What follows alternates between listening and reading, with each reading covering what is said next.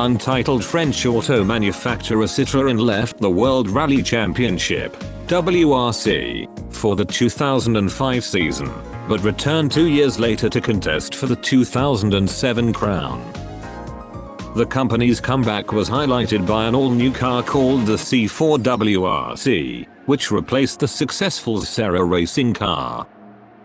Armed with a new engine, lightweight chassis and advanced aerodynamic parts, the C4 held much promise as the car that would return Citroën to the top of the WRC world.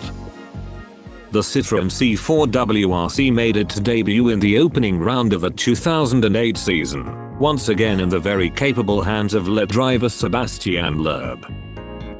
Loeb was on quite a roll in WRC completion at the time, having captured the Drivers' Championship 4 years in a row, the only driver to do so apart from Tommy Mäkinen.